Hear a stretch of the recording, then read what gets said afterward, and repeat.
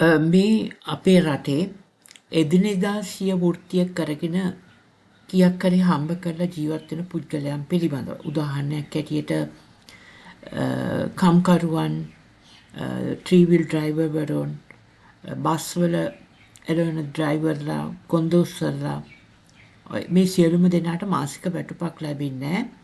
ඔවුන් කරන්නේ එදිනෙදා ලැබෙන ආදායමෙන් තමන්ගේ අවශ්‍යතා සපුරා ගන්න එක. එතකොට මොවුන්ට ඉතිරි කිරීමේ ක්‍රමයක් නැහැ. මං හිතන්නේ රජය මැදිහත් වෙලා මොවුන්ට උනන්දුවක් ඇති කළ යුතුයි මුදල් ඉතුරු කරන්න. විශේෂයෙන්ම අපි දන්නවා මේ දවස්වල ගම් වතුර තියෙනවා. මේ ගම් වතුර කාලෙට මේ ඉතුරු කරපු නැති අයට ඉතාමත්ම අමාරුයි තමන්ගේ ජීවිතය කරගෙන යන්න. ඒ හින්දා ඔවුන් අමාරුවේ වැටෙනවා. ඒ හින්දා ලංකාවේ මේ පුද්ගලයන් කරන්නේ කාගෙන් හරි ණයට ගන්නවා නැත්නම් ස්වර්ණාභරණ උකසට තියලා ඉහළ පොලියකට මුදල් ගන්නවා. ඊට පස්සේ ඔවුන්ගේ ජීවන තත්ත්වය පල්ලෙහාට යනවා. ඔවුන්ගේ තිබෙන ආදායමින් කොටසක් මේ ණය ගෙවන්න ඕන හින්දා.